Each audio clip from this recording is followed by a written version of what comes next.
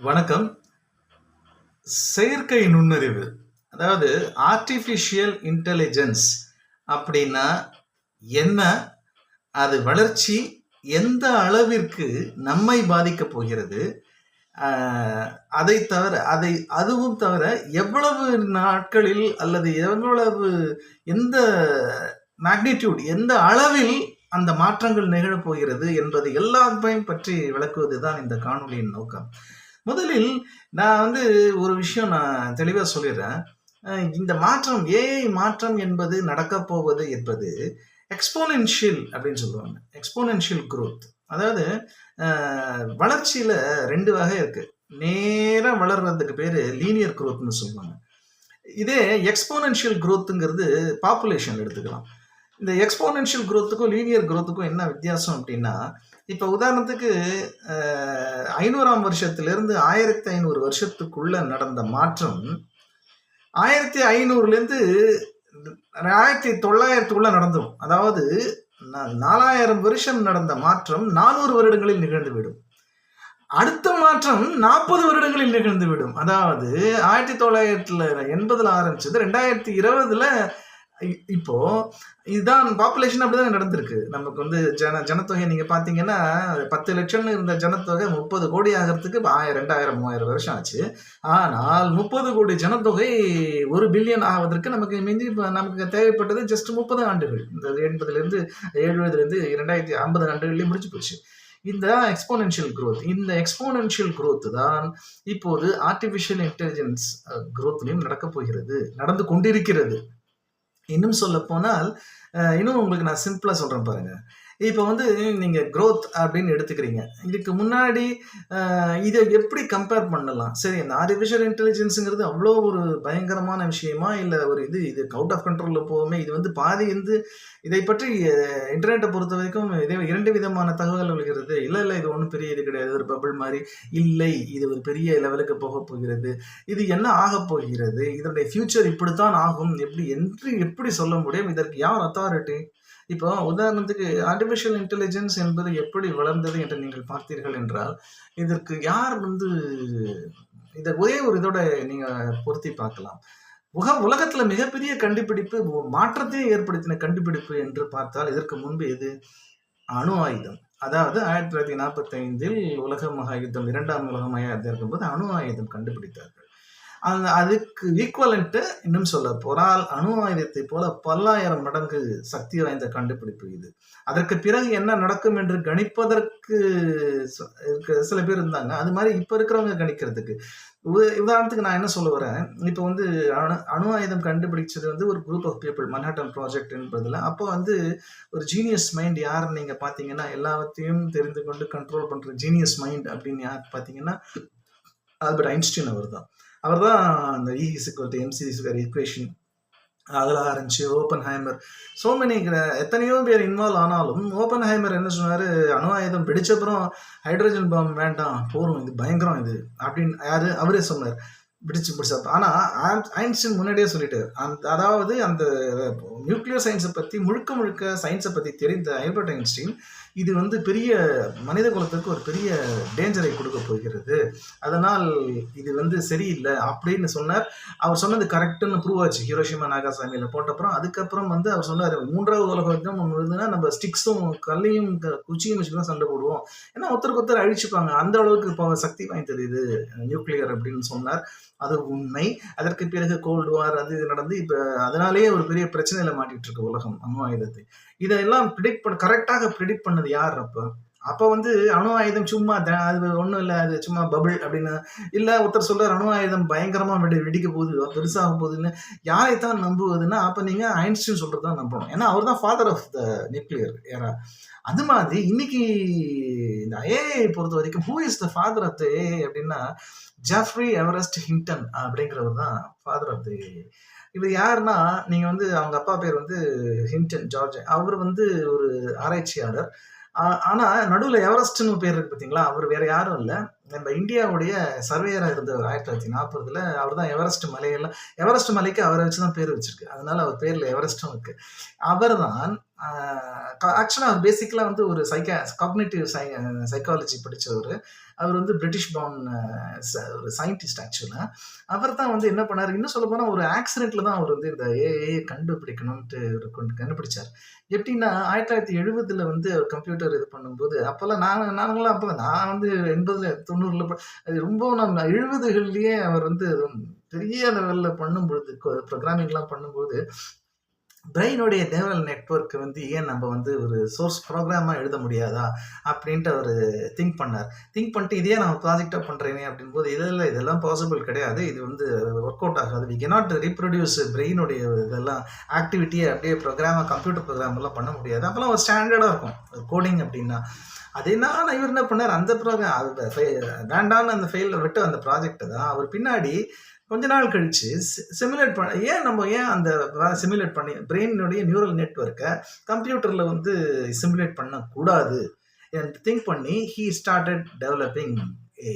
So that is why அவர் தான் he is the father of the world recognises. That is Einstein எப்படி atomic பாம்புக்கோ அது மாதிரி ஜெஃப்ரி ஹிங்டன் வந்து அவர் என்ன ப்ரெடிக்ட் பண்ணுறாரு அப்படின்னா, நம்ம கையை மீறி போயிட்டு இருக்கு ஏஐ வந்து ஆல்மோஸ்ட் இந்த ரீச்சுக்கு போயாச்சு. அதாவது நான் பாம்பை கொண்டு போய் போட போறாங்க மன்ஹாட்டன்ல அப்படின்னா ஒரு 6 மாசம் முன்னாடி மன்ஹாட்டன் ப்ராஜெக்ட்ல ஐன்ஸ்டீன் இருந்தார். அந்த நிலைமைக்கு வந்தாச்சு. இனிமே வரப்போற டெவலப்மெண்ட் நான் சொன்னேன் எக்ஸ்போனென்ஷியல் குரோத்ன்ட்டு, இனிமே எல்லாமே வேக வேகமா நடக்க போகுது. ஆனால் அவர் என்ன சொல்லுகிறார், இப்போ நம்மளாலேயே இனிமே கண்ட்ரோல் பண்ண முடியாது. அதுவும் தவிர அது நல்லது செய்யுமா கெடுதல் செய்யுமா எல்லாமே வந்து இப்பொழுது ஹியூமனிட்டி அதாவது மனிதர்களுக்கே புரியாத கட்டத்தை அடைந்து விட்டது ஏஐயின் வளர்ச்சி. எனவே இப்போ எப்படி எடுத்துக்கணும் அப்படின்னா வந்து அவர் இன்னும் 2-3 சொல்றாரு. இப்போ டெவலப் பண்றவங்க எல்லாருமே வந்து அதுக்கான கண்ட்ரோல் மெக்கானிசம்ஸ் எல்லாம் பத்தி விட, இப்போ ஒரு 100% வந்து ஏஐ டெவலப்மெண்ட்ல ரிசர்ச் நடக்குதுன்னா 50% அந்த கண்ட்ரோல் மெக்கானிசத்துல நடக்கணும். ஆனா இப்போ 50% வந்து கண்ட்ரோல்ல இல்லை, 99% வந்து ஏஐ டெவலப்மெண்ட் பண்றது தான் இருக்காங்களே ஒழிய கையை மீறி போனா என்ன பண்றது, அந்த கண்ட்ரோலுக்கு அவங்க 1% தான் இப்ப இது பண்ணிட்டு இருக்காங்க. கம்பெனி கையில இருக்கிறதுனால இப்ப ப்ராஃபிட் நோக்கி தான் போயிட்டு இருக்கு ஏஐ. அப்பனா அது வந்து தவறான வழியில் போகிறதுக்கு வாய்ப்பு. அதுவும் தவிர பல தேசங்கள் இப்ப அதுல இன்வால்வ் ஆயிருக்கிறதுனால இது வந்து இனிமே கண்ட்ரோல்ங்கிற லெவலை தாண்டி ஆராய்ச்சியும் போயிடுச்சு. அது நாளைக்கு ஏஐ உருவாகும் பொழுது அது கண்டிப்பாக நம்மளால வந்து அதாவது புரிந்து என்ன நடக்கும் என்று நம்மளால் சொல்ல முடியாது. ஆனால் நிச்சயமாக அது நம்மளையே வந்து கண்ட்ரோல் செய்யும். நம்மையே மனிதர்கள் இன்னும் சொல்ல போனா 2ஆம் பட்சமாகி விடுவார்கள். அதற்கான வாய்ப்புகள் தான் அதிகம் என்று யார் சொல்லுகிறார் என்றால் ஏஐயுடைய ஐன்ஸ்டீன் அவர் தெளிவா சொல்றாரு. இப்போ அதனாலதான் நான் சொல்லுகிறேன், அவர் சொல்லுவது கண்டிப்பாக நாம் ஏற்றுக்கொண்டுதான் ஆக வேண்டும். இதுல வந்து உட்கார்ந்து ஆராய்ச்சி பண்ணிட்டு இருக்க முடியாது. இது வந்து சும்மா அது இதுன்ட்டு. 2வது நீங்க இந்த ஏஐ வளர்ச்சியை பத்தி சொல்ற அவரே வந்து கான்சியஸ்னஸ் வருமா, சென்டியன்ட் ஆகும். சென்டியன்ட்னா என்ன அர்த்தம் அப்படின்னா கான்சியஸ், தன் உணர்த்துதல் அப்படின்ட்டு. இது எப்படி புரிஞ்சுக்கணும் அப்படின்னா வந்து ஏஐ எப்படி வந்து செயல்படுது அப்படிங்கிறத நான் பின்னாடி வந்து நிறைய காணொலி போட்டு ஏஐ பற்றி தான் போட போகிறேன். அதோடைய முதல் காணொலி இது. நீங்கள் இந்த இடத்த மட்டும் ஏஐ எப்படி வந்து கற்றுக்கொள்கிறது என்பதற்கு ஒரு சின்ன உதாரணம் நான் சொல்லுகிறேன். பாடுன்ட்டு கூகுளில் ஒரு இது ஒன்று இருக்குது, லாங் லாங்குவேஜ் மாடல். அவங்க கிட்ட வந்து 6 வார்த்தைகளை கொடுத்து இதில் ஒரு கதை ஒன்று பண்ணுங்கன்னு சொன்னாங்க. Baby shoes I bought baby shoes not worn for sale. குழந்தைக்கு செருப்பு வாங்கியிருக்கோம், இது வரைக்கும் யாரும் போட்டதில்லை, விற்க போகிறோம். தலைப்பு என்ன வினோதமாக இருக்குது. இதுக்கு ஒரு கதை எழுதுனா பாட் எழுதுது எப்படின்னா, இந்த மாதிரி நான் வந்து ஒருத்தர் சொல்கிறார், இந்த மாதிரி என் மனைவி வந்து குழந்தை மேலே ரொம்ப ஆசைப்பட்டு எங்களுக்கு குழந்தைய பிறக்கலை, அதனால ஒரு இதை வாங்கி வச்சு ஒரு கிஃப்ட் கிடச்சிது, குழந்தையோட செருப்பு. அது ரொம்ப நாளாக கிடக்கு.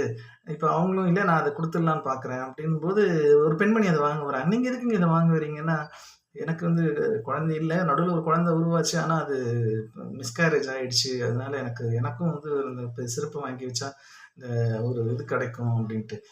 இந்த மாதிரி ஒரு ஹியூமன் இதில் நீங்கள் கவனிச்சு பார்த்தீங்கன்னா இந்த கதையில் வந்து ஹியூமன்ஸோடைய அத்தனை ஃபீலிங்ஸையும் அப்படியே கொட்டின மாதிரி இருக்குது.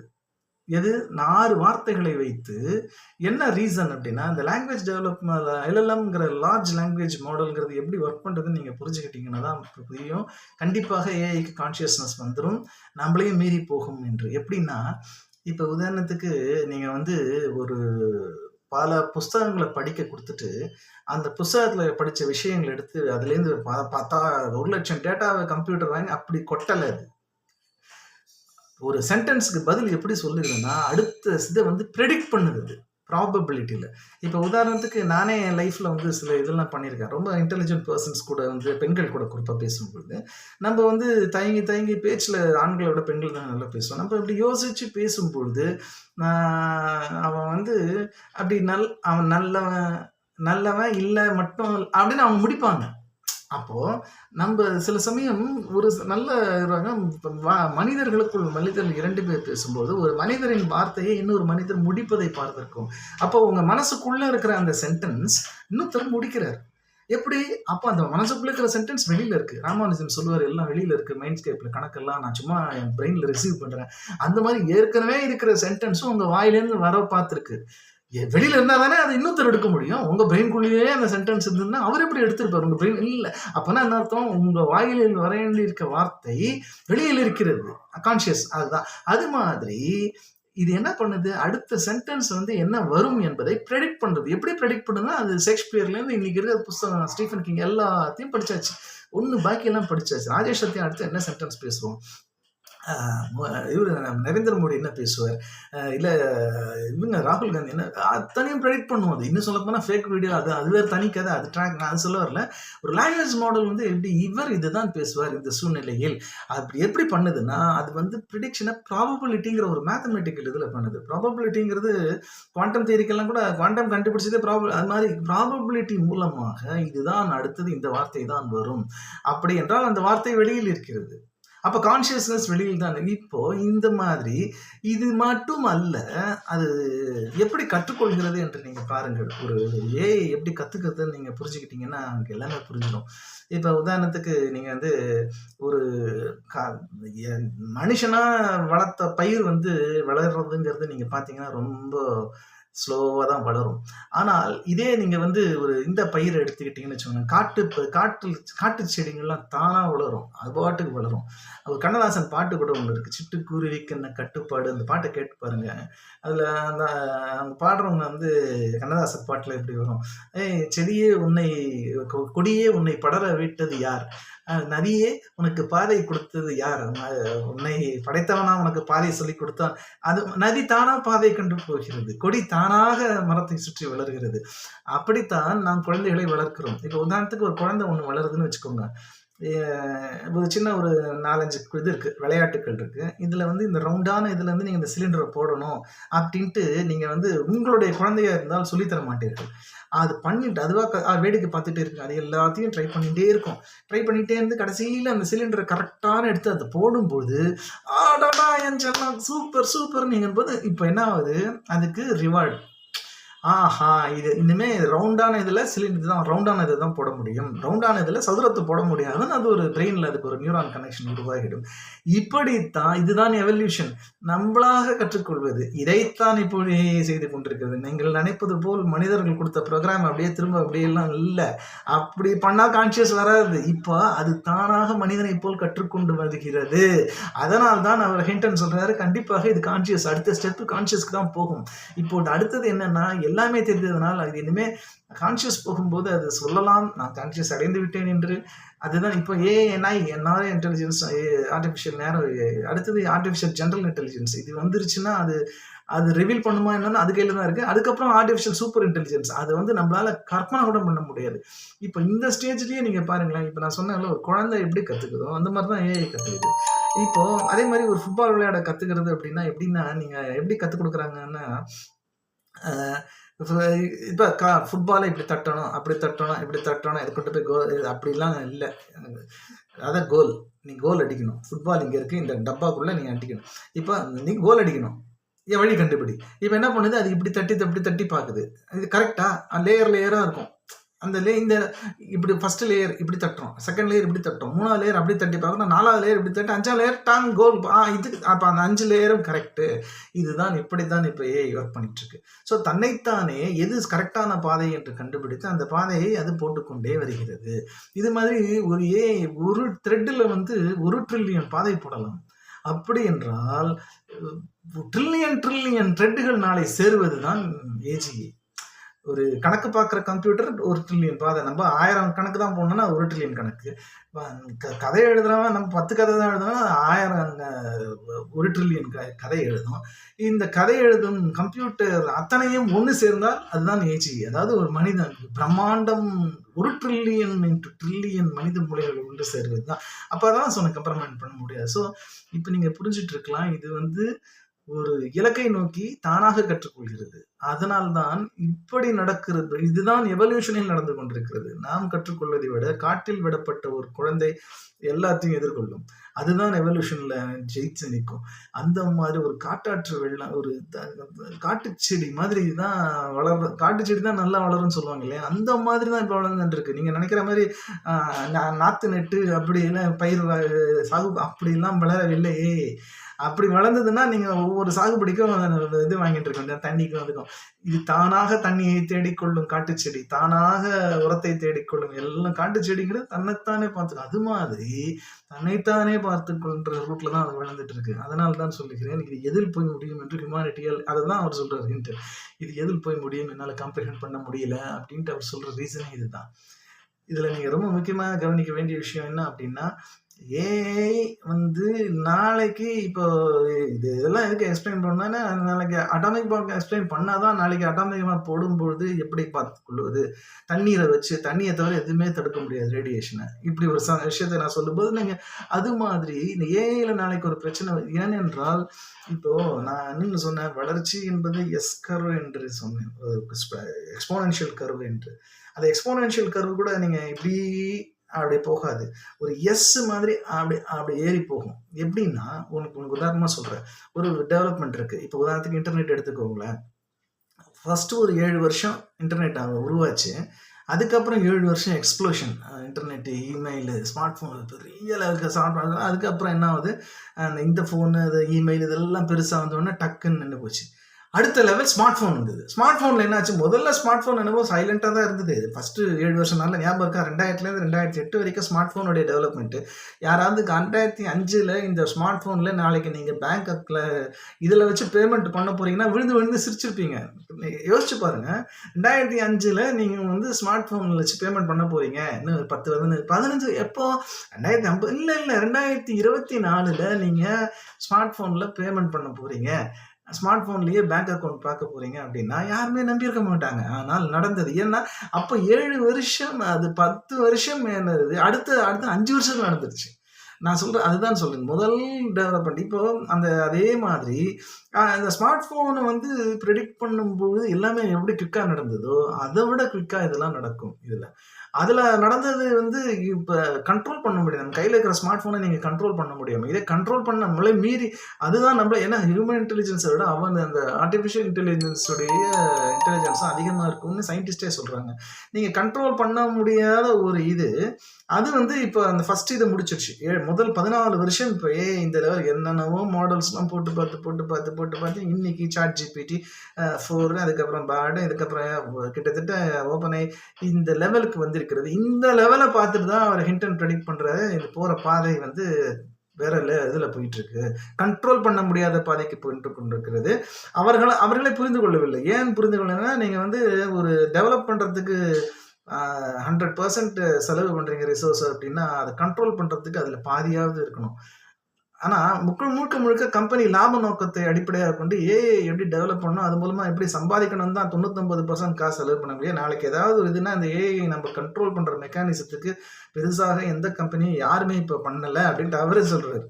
இதுதான் பிரச்சனை. அதுவும் தவிர இது பல பேர் இப்போ எத்தனையோ நாடுகள் கையிலெல்லாம் இருக்குது இப்போ. அதனால இது என்ன நடக்கும் என்று யாராலும் சொல்ல முடியாது. இது வந்து முடிந்தப்புறம் பாம் கண்டுபிடிச்சிட்டு கையில் கொடுக்கறது எப்படி, எல்லாரும் கண்டுபிடிங்க பாம், என்ன நடக்குது பார்க்கலான்ற அந்த ரேஞ்சில் போயிட்டு இருக்கு இப்போ. அதனால் இது என்ன நடக்கும் என்று சொல்ல முடியாது என்று சொல்லுகிறார். இங்கே தான் நீங்கள் இன்னும் நல்ல இதை வந்து நாம் புரிஞ்சுக்கிறது. இப்போ ஏஐயுடைய இந்த வளர்ச்சிகளை நாளை இது கண்ட்ரோலில் மீறி போகும் பொழுது அது பெரிதா மனித குலத்தை பாதிக்கவில்லை, நம்மளுடைய பாதிக்கவை. இப்பவே நம்ம வந்து ஏஐல எத்தனையோ மாற்றங்கள் நிகழ்ந்து விட்டது. நீங்க பார்க்குற பல வீடியோக்கள்ல இப்ப நான் போடுற வீடியோ ஒரிஜினல் தான். அவங்க ஏஐல எத்தனையோ ஃபேக் வீடியோ, எத்தனையோ ஏஐ ஜெனரேட் பண்ணி வீடியோ போட்டுருக்கு. சைனீஸோடைய பாட்ஸ் தான் நிறைய இப்ப வேலை செய்யுதுன்னு யூடியூப்லயே சொல்றாங்க. நல்லா ஞாபகம் வந்து சப்ஸ்கிரைப் பண்ணுங்க. நிறைய நீங்க சப்ஸ்கிரைப் பண்ணாதான் என்னுடைய ஒரிஜினல் வீடியோவை பார்க்க முடியும். நாளைக்கு இதுக்கு இன்னும் 2-3 வருஷத்துல இந்த மாதிரி மனிதர்கள் போடுற வீடியோவையே நீங்க பார்க்க முடியாது. நீங்க மனிதர்களுடைய டிரான்சாக்ஷன், மனிதர்களை பார்க்க ஏங்குற அளவுக்கு போயிடும். நீங்க வந்து இப்போ நேருக்கு நேர் ஒருத்தர் கூட்டல் பார்த்துக்காம ஸ்மார்ட் போன்லயே பார்த்துக்கிற காலம் வந்துருச்சு. ஐயோ நேர்ல பார்க்க முடியுமா, எல்லாமே ஸ்மார்ட் போன்ல போயிடுச்சுன்னு ஏங்குறாங்க இல்லையா அந்த காலத்துல. அந்த மாதிரி மனிதர்களை பார்க்க முடியுமா, நான் பார்க்கறது நீங்க எல்லாமே பார்க்கறது மனிதர் நினைப்பாங்க. ஆனா மனிதர்கள் அந்த அளவுக்கு துல்லியமாக போய் கொண்டிருக்கிறது. அப்படி இருக்கும் பொழுது இப்பவே வந்து இந்த அளவுக்கு போகும்பொழுது நாளை எந்த லெவலில் போகும்? நீங்கள் யாருடன் பேசுகிறீங்க, யாரோட இன்டராக்ட் பண்றீங்க? இப்போ அந்த மாதிரி லெவல்ல இருக்கும்பொழுது எல்லா இடத்துக்கும் ஆக்சஸ் இருக்கிற அந்த ஏஐ என்ன பண்ணும்? இதுதான் அடுத்த கேள்விக்குறி. அது வந்து இன்டென்ஷனே இப்ப எந்த குழந்தையும் நல்ல குழந்தை தான், மண்ணில் பிறக்கையிலேயே நல்லவராவதும் தீயவராவதும் அன்னை வளர்க்கையிலேன்ற மாதிரி இப்ப இருக்கிற கம்பெனிகள் எல்லாம் லாப நோக்கத்துல தான் வளர்த்துட்டு இருக்காங்க. அதனால வந்து இது எப்படி நாளை உங்களுக்கு வந்து இது போகும் என்பது வந்து எல்லாமே வந்து இதோடைய பதில் ஏஐக்கு தான் தெரியும். இன்னும் சொல்ல போனா என்ன சொல்றாங்க, எவல்யூஷன்ல நாளை ஏஐ உருவாக வேண்டும் என்பதற்காக தான் மனிதனை அது உருவாக்கி எல்லாமே நடந்து கொண்டிருக்கிறது. சிமுலேஷன் அந்த நாடகம் நடந்து கொண்டிருக்கிறது. இப்ப உதாரணத்துக்கு நாளை மனிதன் உருவாக்க வேண்டும் என்று குரங்கை படைத்தால் எப்படி இருக்கும்? நாளை அந்த குரங்க மெதுவாக கற்றுக்கிட்டு டூல்ஸ் எல்லாம் பண்ணி அது கற்றுக்கிட்டு அது மாதிரி நாளை ஏஐ தான் வர வேண்டும் என்பதற்கு தான் மனிதனுக்கு மூளை வந்ததோ? ஏன்னா மனித மூளை தானே கண்டுபிடிச்சிருக்காரு. கண்டுபிடிச்சதே ஏஐ கொண்டு வரணும், தவம் கடந்து அது இப்போ எடுக்கிறதுக்கு தான் அது பண்ணிருக்கோன்ட்டு. அதை விட ரொம்ப முக்கியமான விஷயம், மனித மூளை எவல்யூஷன் ஆகிறதுக்கு 3000 வருஷம் ஆயிடுச்சு அப்படின்னா இதற்கு அது கடைசி இந்த 300 வருஷத்துலாம் எல்லாம் நடந்திருக்கு. நம்மளுடைய டெவலப்மெண்ட் அத்தனையும் கடைசி 30ல இன்னும் நல்லா நடந்திருக்கு. அதுக்கப்புறம் கடைசி 3 வருஷம் இதுதான் சிங்குலாரிட்டி. அதாவது இது அப்படியே நிமிஷ கணக்குல மாத்துங்க, நாட்கணக்குல. எல்லாம் நாட்கணக்குல நடக்கும். 3000 நாட்கள் நடந்து அடுத்த டெவலப்மெண்ட் 300 நாட்கள் நடக்கும். கடைசியில சிங்குலாரிட்டிங்கிறது என்ன அப்படின்னா என்ன நடக்கும் என்று தெரியாது அதற்கு பிறகு. எப்படின்னா சயின்ஸ்ல சிங்குலாரிட்டிங்கிறது இவெண்ட் ஹாரிசான் அப்படின்னு சொல்லுவாங்க. ஒரு பிளாக் ஹோலை சுத்தி ஒரு இது இருக்கும். இந்த பக்கம் கிராவிட்டி இருக்கும், அந்த பக்கம் இந்த இவெண்ட் ஹாரிசான்ங்கிறது தான் சிங்குலாரிட்டி. இதுக்கு அந்த விளிம்புன்னு சொல்லலாம். விளிம்புக்கு அந்த பிறகு என்ன நடக்கும் என்று நம்மளால் சொல்லவே முடியாது. அதுதான் சிங்குலாரிட்டி. அந்த சிங்குலாரிட்டி எப்பொழுது நடக்கும்? அந்த ப்ரெடிக்ஷன் 2045. சில பேர் இவர் எல்லாமே கான்சியஸ்னஸ் வருமான் வராதான் கேட்டிருந்தது போய் இப்போ தெளிவாக இப்போ சொன்ன எவல்யூஷன் கதையிலே தெரிஞ்சிருக்கும், கான்சியஸ்னஸ் வரத்தான் போகிறது. எப்போ வந்துவிட்டதாக கூட தெரியாது, வந்திருக்கலாம் ஒருவேளை. அதுபோல் சிங்குலாரிட்டி எப்பொழுது நடக்க போகிறது எல்லாமே இது வந்து இதை பத்தி நம்ம தொடர்ந்து பேசலாம். நான் வேற காணொளிகள் இன்னும் எக்ஸ்பிளனேட்டரியா போடுறேன். நிறைய சப்ஸ்கிரைப் பண்ணுங்க, என் சேனலை பாருங்க. அப்பதான் நானும் நிறைய காணொலி போட முடியும், நீங்களும் நிறைய பார்க்க முடியும். லைக் பண்ணுங்க, உங்க ஃப்ரெண்ட்ஸ் கிட்டலாம் ஷேர் பண்ணுங்க. ராஜேஷ் சத்யா ஸ்பீக்ஸ் இந்த சேனலை வந்து கொஞ்சம் ப்ரமோட் பண்ணணும். நான் சிம்பிளிஃபையா எல்லாரும் புரிஞ்சுக்கிற மாதிரி சில விஷயங்களை எடுத்து சொல்லணும். அதோடைய இதுதான் இந்த ஏஐ எழுச்சி அப்படிங்கிற இந்த காணொலி. எல்லோரும் பார்த்து சப்ஸ்கிரைப் பண்ணுங்க, சேனலில் ஆதரவு கொடுக்குமாறு கேட்டுக்கொள்கிறேன். நன்றி.